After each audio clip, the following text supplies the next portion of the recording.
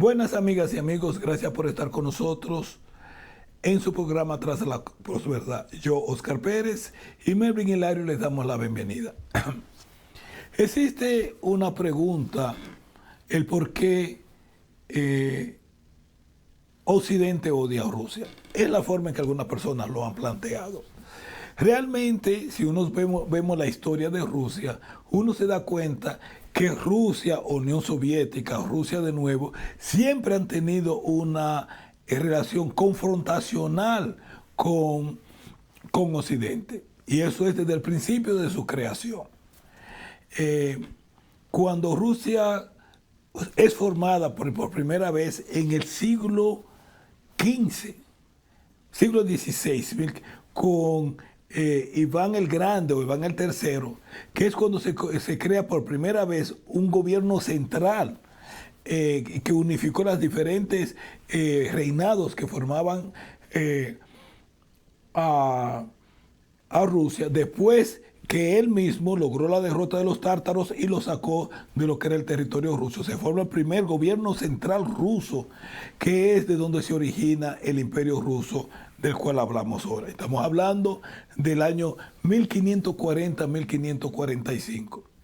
Lo que podemos decir que los dos primeros grandes imperios europeos que nacieron en la misma fecha fueron el imperio español y el imperio ruso. Interesante en ambos extremos de Europa. La conformación del gobierno central o del imperio ruso comienza con el primer ataque que se le da al mismo cuando apenas estaba en su infancia por el imperio lituano, que para esa época, en el 1400 y pico, era uno de los principales reinados de Centro Europa.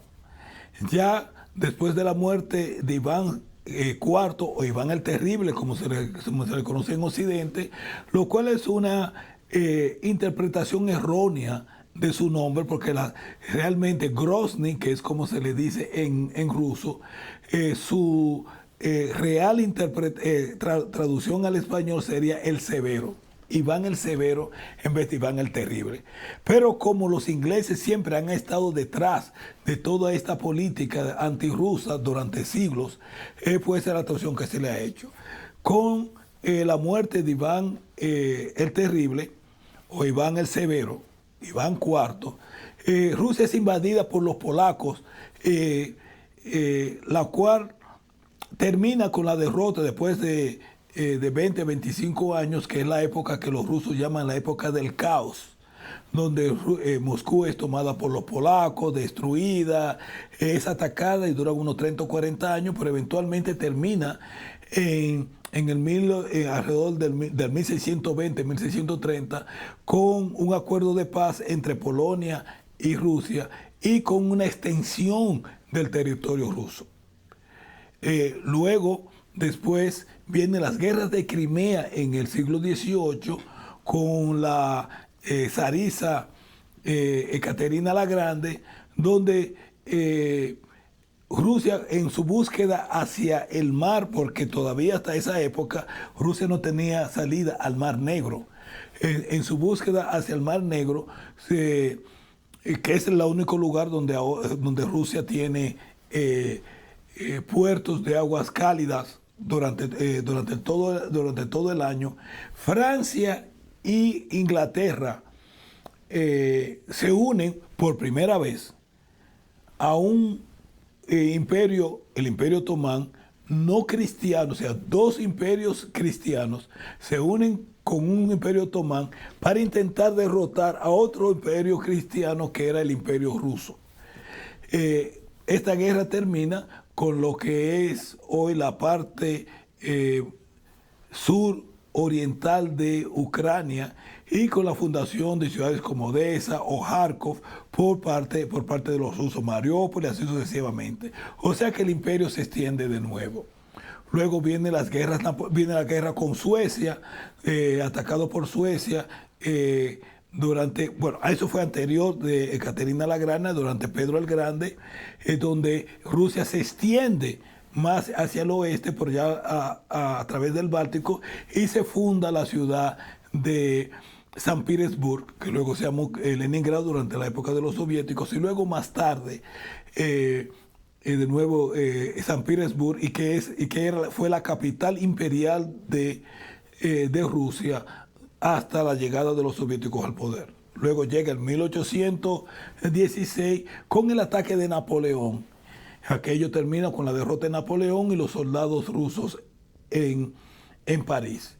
Luego llega el 1905, Rusia es de nuevo atacada por los japoneses, es derrotada por los japoneses.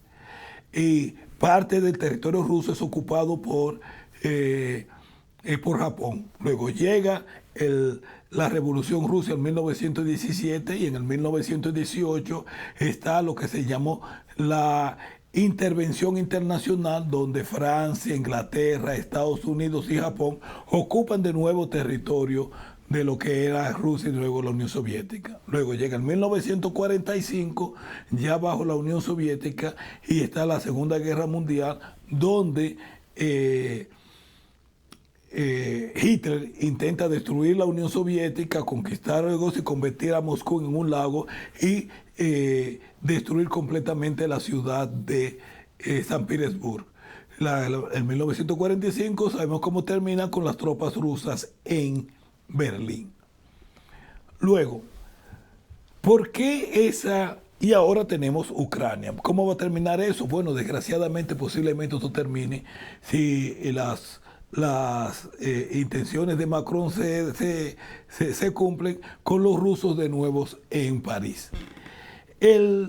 La razón es porque Rusia se ha convertido desde su fundación en un elemento, digamos, altamente peligroso para aquel país que quiera impedir, o aquella potencia que quiera impedir el surgimiento de una potencia dominadora en Europa.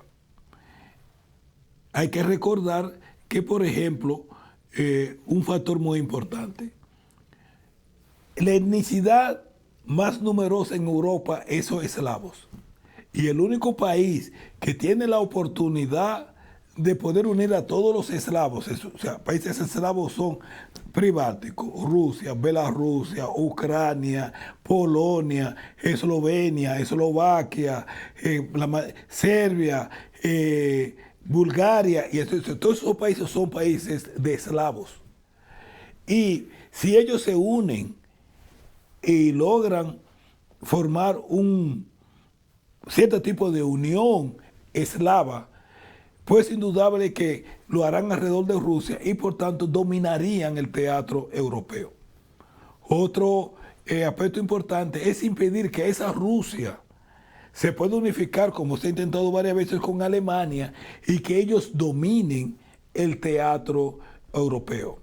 Hay que recordar que entre 1816 y la Primera Guerra Mundial, el teatro europeo lo dominaban Rusia y el Imperio Austrohúngaro, que surge después de la derrota de Napoleón, pero que eran aliados Austria y Rusia durante las guerras napoleónicas.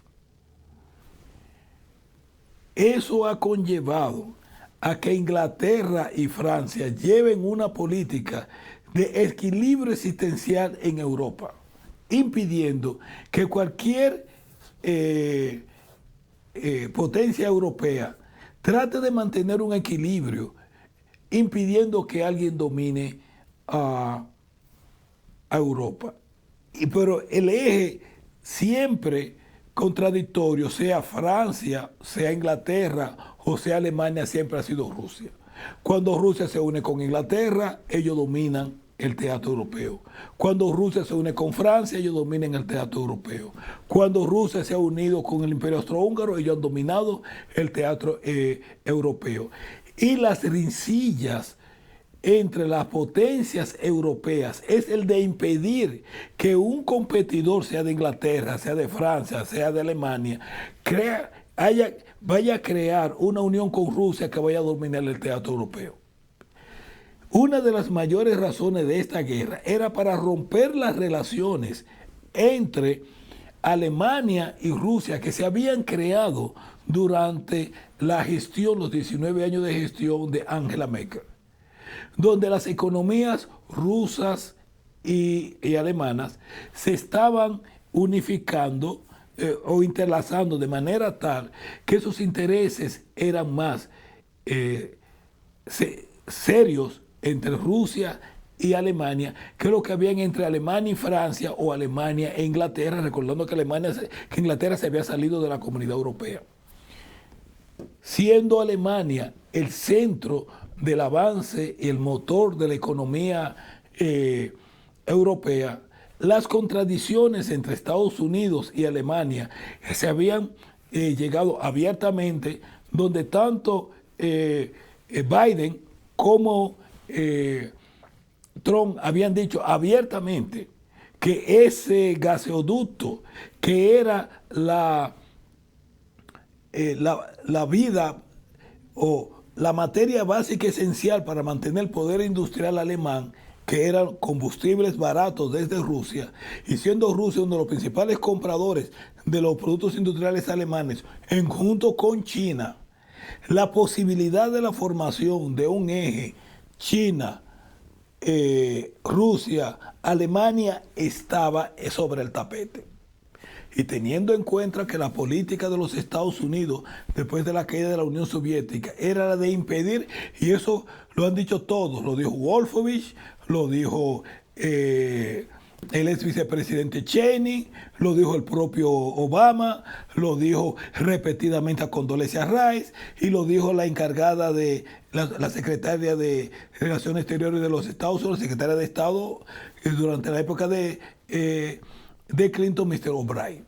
O sea, la política de los Estados Unidos es impedir que surja un país o un grupo de países que pongan en entredicho la hegemonía mundial de los Estados Unidos. Desde el 1991. Esta guerra era una guerra anunciada. Si nosotros comenzamos a ver todo lo que se ha hecho desde 1991 hasta el día de hoy, es una crónica de una guerra anunciada. Por tanto, lo que nosotros vemos en Ucrania hoy no es que los Estados Unidos o menganito odian, no es de que Putin es un dictador, no es de que los rusos son la encarnación del diablo, es una política que ha existido en Europa desde que Cuca bailaba. Estamos hablando desde finales y mediados del siglo XV y XVI, cuando se formó Rusia como una potencia en Europa. Es dentro de ese contexto que lo tenemos que ver la guerra en Ucrania, teniendo hoy una connotación completamente diferente. Esto pasa dentro del teatro en que por primera vez en 500 años una potencia no europea, China, tiene todas las posibilidades y se predice que va a ser la primera potencia del mundo, lo que trae un teatro completamente diferente. Por tanto, el eje Moscú-Pekín o Beijing, como quiera que se digan, destruirlo significa el recuperar la hegemonía mundial, lo cual aparentemente va a ser imposible. Gracias por su atención y será hasta la próxima.